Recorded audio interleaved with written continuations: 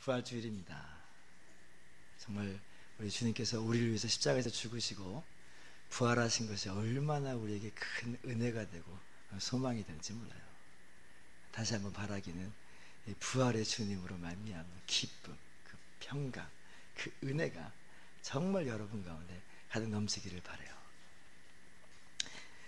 사람들이 이 세상에서 유일하게 정복하지 못하고 도리어 정복당하기만 한 것이 하나 있는데 그건 바로 죽음이죠. 죽음 앞에 만민은 평등하다는 말이 있을 정도로 이 죽음은 그 누구에게도 예외를 두지를 않아요. 뭐 돈이 많다고 해서, 뭐 권력이 많다고 해서, 심지어 선한 영향력을 미쳤다고 해서 이 대적이 비껴나가는 법이 없어요. 모두와 싸웠고 결국 모두를 굴복시킨 인류 최대의 적이 바로 죽음이에요.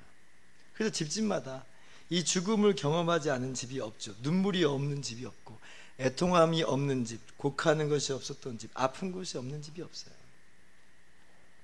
정도의 차이는 있지만 우리들은 모두 다 이 무거운 짐을 짊어지고 살아가는 사람들이었다는 거예요. 그런데 오늘 성경은 그 죽음을 이기시고 부활하신 분이 있다고 이야기를 합니다. 6절 말씀이에요. 청년이 이르되 놀라지 말라. 너희가 십자가에 못 박힌 나사렛 예수를 찾는구나. 그가 살아나셨고 여기 계시지 아니하니라. 보라, 그를 두었던 곳이니라. 천사들이 지금 여인들에게 이야기하는 거예요. 예수님께서 살아나셨다. 죽음에게 삼킨 바 되지 않고 도리어 죽음을 이기시고 부활하셨다 라고 지금 천사들이 이야기를 하는 거예요. 이 천사들이 지금 이 부활의 아침에 이 무덤에 갔는데 정말 놀랄만한 일을 지금 경험하고 있는 거예요. 무덤이 비었어요. 무덤이 빈 것도 정말 놀라운 일이에요. 천사들이 나타났어요. 그리고 그 천사들이 이야기합니다. 예수님이 부활하셨습니다. 너무나 놀라운 소식이에요. 그리고 빈 무덤을 들여다보는데 요한복음에 보니까 거기에 예수님의 시신을 쌌던 세마포가 있고 예수님의 머리를 쌌던 두건이 있다고 하는데 그 빈 무덤에 그러한 세마포와 두건이 고스란히 있어요. 이게 무슨 말이냐면 그 안에 지금 이게 두 부분으로 쌌는데 그 안에 있는 시신이 쑥 사라진 거예요. 이게 지금 시신이 죽지 않았다면, 자기가 이렇게 풀렸다면 이 세마포를 따로 개켜 놓든지 뭐 풀어 헤쳐져 있든지 그럴 텐데 그러지 않고 고스란히 있는 상태에서 그 안에 있는 시신만 없는 거예요. 정말 미스테리한 일을 지금 이 여인들은 만나고 있는 겁니다. 그런데 이러한 놀라운 일을 보았으면 이야, 정말 예수님이 살아나셨구나 라고 찬양하며 영광 돌릴 거라고 우리는 생각을 하고 있는데 오늘 성경은 그렇게 이야기하고 있지 않아요. 정말 신기한 일인데 쉽게 믿지를 못하더라 라는 것이 오늘 성경의 이야기. 이 여인들도 이런 모든 것들을 경험하지만 주님을 믿었다라고 이야기하지 않아요. 여러분도 한번 생각해 보세요. 여러분도 만약 이 여인과 함께 지금 빈 무덤에 갔다고 생각을 해보세요. 이 모든 일을 경험했어요. 어떠세요? 그럼 예수님이 다시 살아났다는 게 믿어지겠어요? 지금이야 우리는 뭐 다 알고 있으니까 믿지만 어쩌면 우리도 쉽게 못 믿는 그런 상황일 수 있어요. 왜냐하면 아니 세상에 어떻게 사람이 죽었다가 다시 살아나요? 그런 일은 전에 듣도 보지도 못한 일이에요. 인류를 모든 인류, 오고 가는 모든 인류를 보았지만 그런 사람들은 없었어요. 죽음을 이긴 사람들은 없었어요. 그런데 어떻게 죽음을 이기시고 다시 살아날 수 있다는 말인가? 그런 의심과 그런 생각이 자연스럽게 드는 것은 그렇게 이상한 일만은 아니에요. 오늘 성경에 보니까 그렇게 의심하는 사람들의 모습을 우리는 적나라하게 볼 수가 있어요. 이 여인들도 못 믿었습니다. 자, 그런데 9절을 보니까 이 부활하신 주님께서 막달라 마리아에게 직접 나타내 보여주세요. 믿지 못하는 마리아에게 예수님이 직접 나타나시면서 주님이 다시 살아나셨음을 이야기하세요. 자, 9절인데 한번 같이 읽어볼까요? 시작. 예수께서 안식 후 첫날 이른 아침에 살아나신 후 전에 7 귀신을 쫓아내어 주신 막달라 마리아에게 먼저 보이시니. 이 말씀이 요한복음 20장 11절 이하에 조금 더 자세히 기록되어 있는데, 이 막달라 마리아가 처음에는 못 믿습니다. 빈 무덤을 보고도, 천사들을 만나고도 못 믿어요. 그래서 무덤 바깥에서 울었다가 울었다. 왜? 예수님의 시신이 사라진 거예요. 부활은 믿어지지 않아요. 근데 그때에 마리아의 뒤에 예수님께서 나타나세요. 그런데 마리아가 처음에는 지금 그분이 예수님인 줄을 알지 못하고 동산지기, 무덤지기인 줄을 알아요. 그래서 지금 이 동산지기인 줄 알고 이야기하는 거예요. 당신이 그를 숨겼건을 어디 두었는지 내게 이르소서. 그러면 내가 가져가겠습니다. 이렇게 얘기해. 이 말은 지금 마리아가 못 믿었다는 거예요. 그런데 그때 마리아를 향해서 예수님이 마리아야! 라고 불러주셨을 때에, 그때서 마리아가 돌이켜서 예수님을 봅니다. 그리고 예수님이 정말 부활하심을 그제서야 믿게 된 거예요. 본문 12절을 보면 또 못 믿는 사람이 이야기가 나와요. 엠마오로 2 제자가 내려갑니다. 시골로 가는 2 제자의 이야기예요. 근데 이 사람들도 못 믿어요. 12절 말씀 한번 같이 읽어볼까요? 시작. 그 후에 그들 중 2 사람이 걸어서 시골로 갈 때에 예수께서 다른 모양으로 그들에게 나타나시니, 이렇게 기록되어 있죠. 이 말씀은 누가복음 24장 13절 이하에 좀 더 자세히 기록되어 있는 거예요. 거기 보면은 2 제자가 내려가요. 그런데 내려가면서 어떤 이야기를 주고받냐면, 예수님이 다시 살아났다라고 이야기하는 천사들의 이야기를 들은 여인들의 이야기를 들어요. 그 얘기를 주고받아요. 예수님이 지금 다시 살아났다고 막 그러는데, 야 그거 어떻게 믿어? 어떻게 사람이 죽었다가 다시 살아나? 아마 이런 이야기를 주고받으면서 내려갔던 것처럼 보여요. 근데 그때에 그 시골로 내려가는 그 2 제자에게 예수님이 나타나세요. 함께 걸어가세요. 그런데 다른 모습으로 나타나셨기 때문에 예수신 줄을 이 사람들이 알지를 못해요. 근데 이 사람들에게 예수님께서 함께 음식을 잡수시면서 떡을 떼어서 축사하시고 떼어주시니까, 그때서야 비로소 이 제자들이, 이 시골로 가는 2 제자가 예수신 줄을 알아보았다, 그렇게 이야기를 해요. 이 2 제자가 빈 무덤 소식을 듣고도 믿지를 않고, 이 여인들이, 천사들이 지금 나타났다고 하는 말도 못 믿었어요. 그리고 내려가는 중이었어요. 아니 세상에 어떻게 사람이 다시 살아나냐 말이야. 그런데 예수님께서 그렇게 믿지 못하는 자에게 또 나타나셔서 드러내어 주실 때에, 이제 그때서야 이들이 예수신 줄을 알고 믿어요. 이 마리아가, 그리고 이 시골로 내려갔던 2 제자가 깜짝 놀라고 그 기쁜 소식을 들고 예수님의 11 제자에게 찾아와서 예수님이 정말 살아나셨다라고 이야기를 합니다. 그런데 오늘 성경은 뭐라고 말해요? 그 11 제자가, 가룟 유다는 빠졌으니까, 이 11 제자가 이 소식을 듣고도 믿지 못하더라 라고 하는 게 오늘 성경이에요. 빈 무덤이 봤어요. 천사들의 증언을 들었어요. 세마포도 보았어요. 지금 마리아가 예수님 내가 봤다라고 이야기하는 거 들어요. 시골로 내려가는 2 제자가 우리가 또 예수님 만났다라고 이야기하는 걸 들어요. 그래도 이 모든 것을 듣고도 제자들은 부활을 믿지 못해요. 오늘 11절 보세요. 믿지 아니하니라. 13절 역시 믿지 아니하니라. 그러니까 예수님께서 직접 제자들에게 나타나셔서 말씀하십니다. 14절 말씀이에요. 또 읽어봅시다. 시작.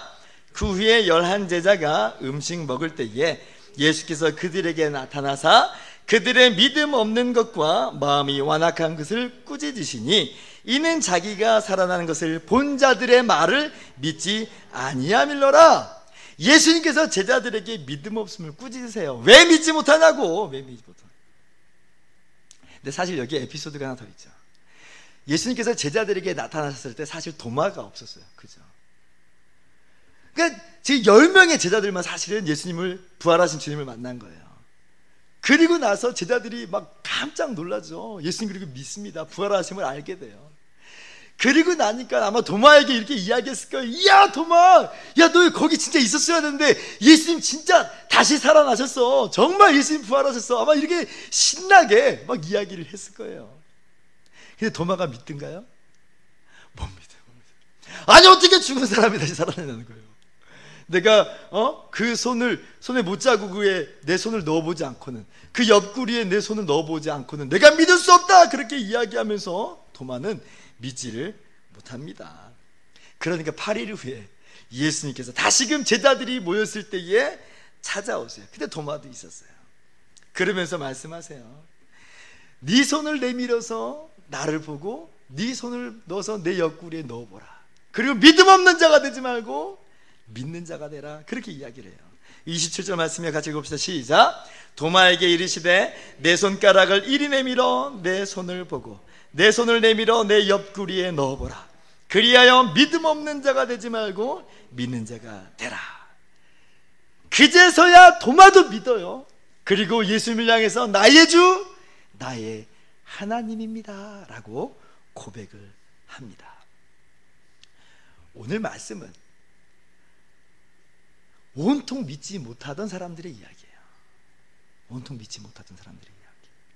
어떻게 죽은 사람이 다시 살아날 수 있느냐라고 이야기했던 사람들이에요. 여러분, 그런데 이 사실이 오늘 우리에게 정말 중요한 의미를 가져다 줘요. 어떤 의미냐면, 이렇듯 나도 못 믿었는데 정말 예수님은 살아나셨습니다라고 이야기하는 거예요. 이게 무슨 말이냐면, 처음부터 남의 말을 잘 믿는 사람들이 이런 얘기를 했다면 사실 우리 잘 믿어지지 않아요. 왜냐하면 이 사람은 원래 너무 쉽게 믿더라고. 그러는 거예요. 너무 쉽게 믿는 사람들은 이 사람은 너무 쉽게 믿어. 그게 저 말도 믿을 수가 없어. 이게 우리들의 이 보편적인 모습이에요. 그런데 성경은 지금 내내 이야기하는 거예요. 이래도 못 믿고 저래도 못 믿고 그래도 못 믿었다. 근데 그것은 아이러니하게 우리들에게 이렇게 이야기하는 거예요. 정말 못 믿을 만한 일인데 나도 적당히 해서 믿지 않는 사람인데, 야 진짜 예수님 부활하셨더라. 내가 봤다. 이것이 오늘 우리에게 주시는 하나님의 말씀이에요. 아마 우리들이 이렇게 이야기하겠죠. 그런 게 어딨어. 죽은 사람이 어떻게 살아나. 이 사람들이 한결같이 이야기합니다. 맞아, 죽은 사람들이 어떻게 살아나. 죽은 사람 못 살아나. 나도 그래서 안 믿었어. 수많은 증거가 있었지만 나도 믿어지지 않더라.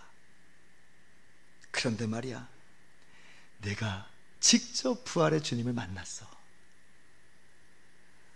정말 예수님은 다시 살아나셨어 라고 이 사람들이 우리에게 증인이 돼서 이야기를 하고 있는 거예요. 여러분, 오늘 말씀이 우리에게 던져주는 분명한 메시지가 있습니다. 사람들은 믿지 못할지라도 정말 믿어지지 않는 그러한 일이지만 정말로 예수님은 다시 살아나셨습니다. 이 사실을 여러분 믿으셨으면 좋겠어요. 어떤 사람들은 제자들이 예수님의 시체를 훔쳐간 것 아니냐고 그래요. 무덤이 비어있는 것은 부인할 수 없는 사실이니까 훔쳐갔다고 보는 게 가장 이성적인 그런 생각 아니겠어요? 그런데 제자들이 의심했던 모양들을 보세요. 훔쳐간 거겠어요? 아니란 이야기예요. 어떤 사람들은 예수님이 죽은 게 아니고 사실은 기절했다가 다시 일어났다라고 그렇게 이야기하는 사람도 있어요. 어떤 현대 신학자들이 하는 말이에요. 그런데 오늘 제자들이 의심했던 모습을 보세요. 그게 말이나 되는 이야기예요? 제자들이 예수님의 부활을 의심했다는 것, 그것은요, 기절했다는 건 말도 안 된다는 거예요. 기절했을 거라고 생각했으면 제자들이 의심도 안 했죠. 이거 진짜 일어나셨어. 그때 기절한 것 같더라고. 이랬을 거예요. 그런데 제자들은 예수님이 죽으신 걸 분명히 알아요. 어떤 사람도 살아날 수 없다는 걸 알아요. 그러니까 살아났다는 이야기를 듣고도 믿지를 않는 거예요. 근데 그 모든 의심들이 사실은 훔쳐갔다는 이야기, 기절했다는 이야기 다 깨트리는 거예요. 그러면서 도리어 우리들에게 증거하는 것은 예수님은 정말 부활하셨다. 여러분, 오늘도 이 시간에도 예수님의 부활을 믿지 못하는 많은 사람들이 있습니다. 이런저런 이론들을 제시하면서 나는 못 믿겠다는 사람들이 있어요. 그러나 오늘 이 의심 많은 제자들이 우리들에게 우렁차게 이야기하는 거예요. 믿을 수 없는 일이 일어났다. 정말 구약 성경이 예언한 대로, 예수님이 전에 말씀하셨던 대로 예수님은 정말 살아나셨다. 내가 증인이다. 그래서 이 제자들이요, 주님이 부활하신 이후에 증인으로서 살아가요. 증인으로서. 사도행전 2장 32절 보면 사도 베드로가 이렇게 말합니다. 이 예수를 하나님이 살리신지라 우리가 다 이 일의 증인이로다. 그렇게 주님의 부활의 증인으로 살고 그렇게 전하다가 결국 순교를 당해요. 목에 칼이 들어오는 위협이 있었지만 결국 그렇게 해서 목숨을 빼앗기기도 하지만 주님 부활하셨습니다라는 그 증언을 하기를 멈추질 않아요. 왜? 진짜 보았으니까, 진짜 만났으니까. 사랑하는 성도 여러분, 우리는 이 제자들의 증언을 들은 사람들이에요. 그리고 이 제자들의 증언을 우리는 믿는 사람들이죠. 예수님은 참으로 다시 살아나셨습니다. 여러분 믿으시죠? 네, 여러분 다 믿으신 줄 알아요. 혹시 그런데 아직도 의심이 있고 믿지 않는 분이 있다면 오늘 이 시간 정말 예수님이 부활하셨음을 믿으시기 바랍니다. 우리가 예수님을 믿음으로 말미암아 우리는 영원한 생명을 얻게 됩니다. 로마서 10장 9절 말씀이에요. 같이 한번 읽어봅시다. 시작.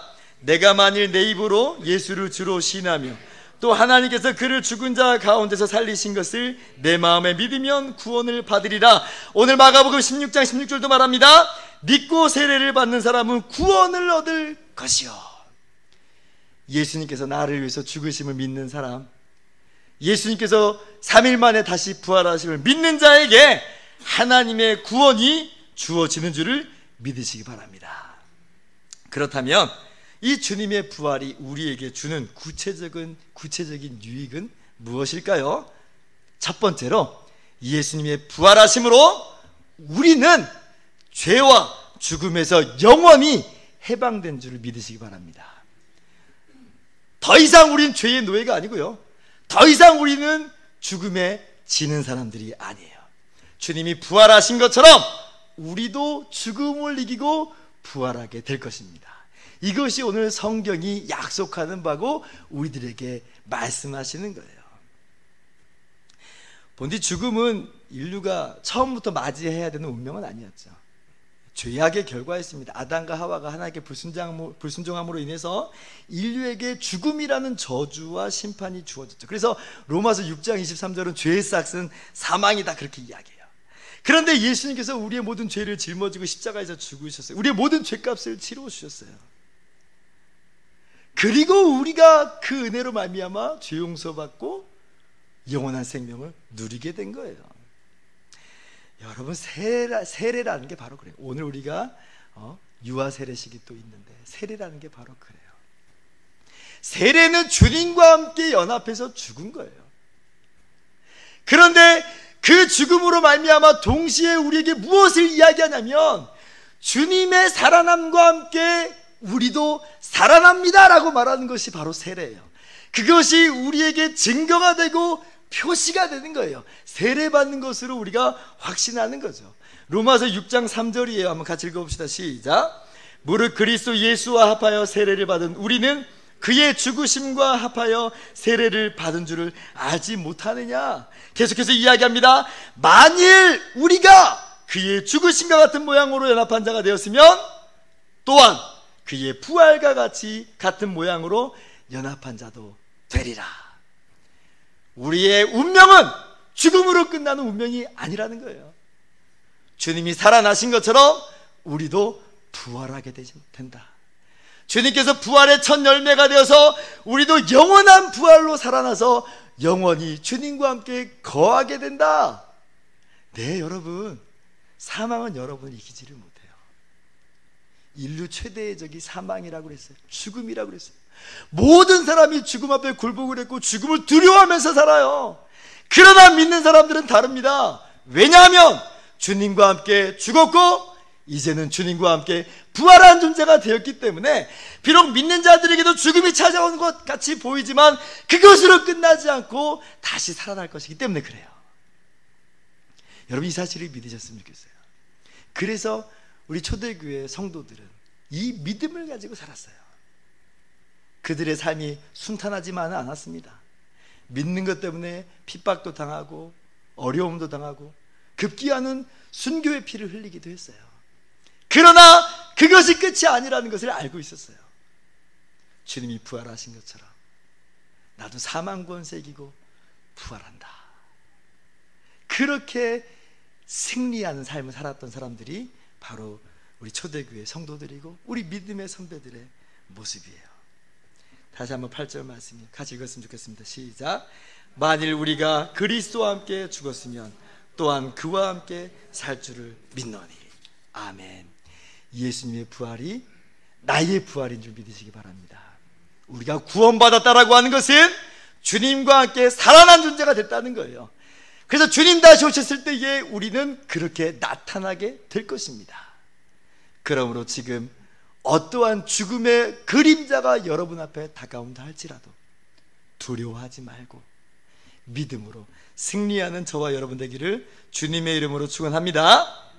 둘째로 우리는 예수님의 부활하심으로 말미암아 참 평안과 진정한 용기를 얻게 됐습니다. 그렇죠. 왜? 죽음이 끝이 아니니까. 우리가 죽음을 이긴 사람들이 되었으니까 우리 안에 평안이 있고 용기가 있을 수밖에 없는 거예요. 모든 의심을 떨쳐버리고 부활의 주님을 만난, 그래서 예수님을 진정 주와 구주로 고백한 제자들은 이제 담대하게 나가서 주님의 복음을 전파합니다. 위협이 줄어들었다는 말이 아니에요. 지금 그 당시에는 예수님을 죽였었던 그 대적자들이 그대로 고스란히 살기등등하게 있었던 시간들이에요. 그러나 제자들의 용기가 모든 위협을 능히 이겨요. 왜? 부활 생명이 그들 가운데 주어졌기 때문에 그래요. 여러분, 용기 있게 신앙생활 하시기 바랍니다. 그 어떤 것도 여러분을 무너뜨릴 수 없거든요. 성도의 삶은 그래서 평안의 삶이고 용기 있는 삶이에요. 2차 세계대전 당시에 이 독일인으로서 히틀러 암살을 도모했던 사람이 있어요. 디트리 보네퍼라는 목사님이신데, 근데 이분이 이제 암살을 계획하다가 그만 발각돼서 실패한 거죠. 체포가 됩니다. 그리고 18개월 동안 감옥에 갇혀 있다가 1945년에 교수형 당해서 죽어요. 어떻게 보면 어이없는 죽음이죠. 그런데 이제 그분이 옥중에서 쓴 글들이 있는데 이런 내용이 있어요. 그리스도는 최후의 적인 죽음을 극복하셨다. 그리스도의 부활로 청정한 바람이 불어온다. 부활절은 부활의 힘으로 산다는 것을 발견하는 날이다. 그렇게 썼어요. 그리고 마지막 이제 형장의 이슬로 사라질 때에 간수와 이런 대화를 나눴다고 합니다. 간수가 보네포에게 이렇게 이야기해요. 이제 자네와의 인연도 여기서 끝이로군. 잘 가게 보네포. 그러니까 이 보네포 목사님이 빙그레 미소 지으면서 이렇게 이야기합니다. 자네와는 이것이 끝이지만 나에게는 이제부터가 생명의 시작이라네. 어떻게 이런 자세가 나올 수 있을까요? 어떻게 이런 담대함과 용기가 있을 수 있을까요? 부활 생명이 그 안에 있기 때문에 그래요. 부활의 생명이 주어졌기 때문에 그래요. 두려움이 사라집니다. 공포와 원망과 불평을 이기며 일어날 수가 있어요. 그것은 부활 생명이 그 안에 새겨졌기 때문에 그래요. 심겨졌기 때문에 그래요. 여러분 안에 부활의 생명이 있습니까? 예수님을 믿음으로 말미암아 부활의 생명이 여러분 가운데 있는 줄 믿습니다. 어떠한 죽음도 사망도 여러분을 이길 수 없는 줄 믿습니다. 그렇다면 평안을 누리시고 용기 있는 신앙인의 삶으로 승리하는 삶을 살아가기를 주님의 이름으로 축원합니다. 말씀을 마치도록 하겠습니다. 예수님 참으로 다시 살아나셨습니다. 그렇게 의심 많았던 제자들이 우리들에게 증거하는 바예요. 예수님은 정말 다시 살아나셨습니다. 믿는 우리에게 부활의 영원한 생명이 있음을 여러분 기억하시기를 바라고, 은혜와 평강을 누리고 용기 있는 신앙인의 삶을 살기를 주님의 이름으로 축원합니다. 기도하겠습니다.